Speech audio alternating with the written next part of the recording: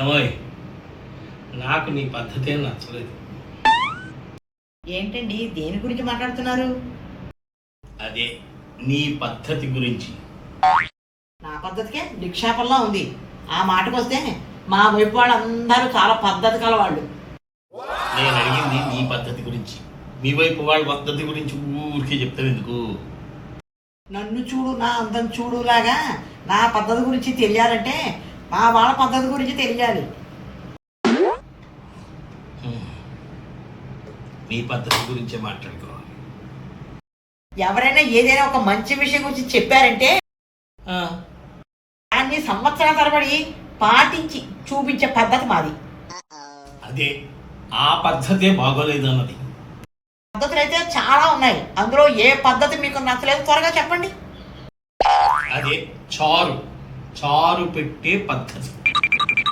చాలా దానికే నిక్షేపంలా ఉంటుంది కదా అని నిత్యం చారుతోటే భోజనం పెడుతున్నావు. చారు అన్నిటికన్నా ఆరోగ్యదాయిని అన్న విషయం మీకు తెలుసా? ఇప్పటిదాకా తెలీదు, కానీ ఇంకో నీ వల్లే ఈ మధ్య తెలుస్తోంది. అయినా నాకెలా తెలిసిందని అడగండి. అడగకపోయినా చెప్తావుగా, చెప్పు. మహానుభావులు డాక్టర్ గరికపాటి నరసింహారావు గారి వల్ల ఆయన దైవంగా తెలిసింది. అంటే చారు పెట్టడం ఎలాగో అన్నది ఆయన వల్ల తెలిసిందా?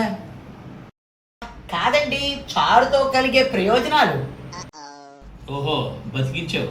ఇంకా ఆయన కానీ నాకు తెలియకుండా ఎప్పుడైనా వచ్చి ఇంట్లో చారు పెట్టి వెళ్ళిపోయడమోనని భయపడి చచ్చాను అనుకో.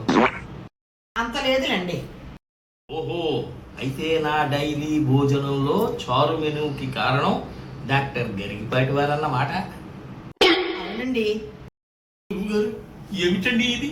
కడుపు నిండా తినమని మీరే చెప్తారు ఓ వీడియోలో. అలాగే జీవితాంతం చారుతో తింటే ఆరోగ్యదాయిని, మన ఆరోగ్యమే మహాభాగ్యం అని ఇంకో వీడియోలో చెప్తారు. ఏమిటండి ఇది?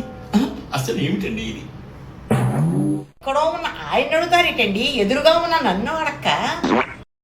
ఆయనే కదా మరి ఆజ్యం పోసింది చారు అన్న అగ్రికి. వారం రోజుల నుంచి భోజనంలో చారు తప్ప మరో ఐటమ్ వండడమే లేదు నువ్వు. ఇదేమని నిన్ను అడిగితే మీరు పూర్తి ఆరోగ్యవంతులయ్యేదాకా మీకు ఈ చారే పరమౌషధం అంటూ దాన్ని కంటిన్యూ చేసేస్తున్నావు పొద్దున్న, మధ్యాహ్నం, సాయంత్రం. అవునండి, మీ ఆరోగ్యం నా మహాభాగ్యం. మరి నువ్వు మాత్రం అన్ని రకాలు వేసుకుని శుభ్రంగా తింటున్నావే. అవునండి, నేను ఆయన ప్రవచనాలు వింటుంది మీ ఆరోగ్యం కోసం. ఆహా, నేను వింటున్న మంచి విషయాలన్నీ కూడా మీ మీద అప్లై చేస్తున్నాను. అంటే ముందు నేను కీర్తిశేషులు అయ్యాక తర్వాత నువ్వు ఆచరిద్దామనా? అయ్యో రామా, అదేం మాటండి, మీ ఆరోగ్యం నా మహాభాగ్యం. ఇంతకీ చెప్పొచ్చేది జీవితం అంతా చారు అన్నంతోనే సరిపెట్టుకోవాలా నేను? మీ ఆరోగ్యం కుదుట పడే వరకు మీ ఔషధం చారే. ఎంత పని చేశారు స్వామి, ఏవో మంచి మాటలు చెప్తున్నారు కదా అని మిగిలిన ఛానల్స్ అన్నీ కూడా కట్టేసేసి ఓన్లీ మీ ఛానలే ఉండేటట్టుగా ఏర్పాటు చేశాను. ఆ ఏర్పాటే గంటలు రోజులు మీ ప్రవచనాలు విని మా ఆవిడ అవన్నీ కూడా నా మీద అప్లై చేస్తోంది. పతివ్రత శిరోమణి. సరే, ఈ రోజు ఏం పెట్టమంటారు? మంచిగా బెండకాయ వేపుడు, దొండకాయ కారం పెట్టి కూర, గుత్తొంకాయ కూర, మూకల పులుసు పెట్టమంటారు. అడిగింది అది కాదండి, ఈ వేళ కొత్తిమీర చారా, ధనియాల చారా, కరివేపాకు చారా, మిరియాల చారా. నీళ్ళచారే, ఒట్టి నీళ్ళచారు. మీ మాట ఎందుకు కాదనాలి? ఈ వారంలో మీకు ఘాటు ఎక్కువైనట్టుంది. నీళ్ళచారే, ఒట్టి నీళ్ళచారే పెడతాను.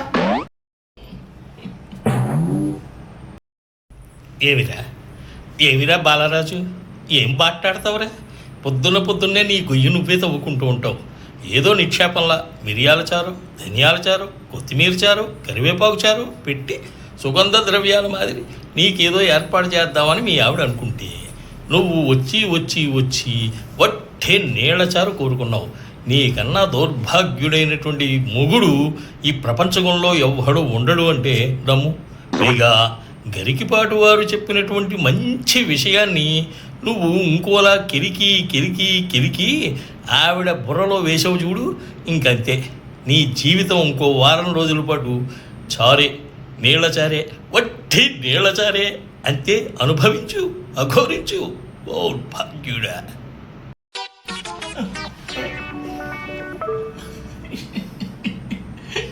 ఆయనో పక్క, ఈవిడో పక్క, మధ్యలో నువ్వో పక్క తొప్పుకు తింటున్నావా?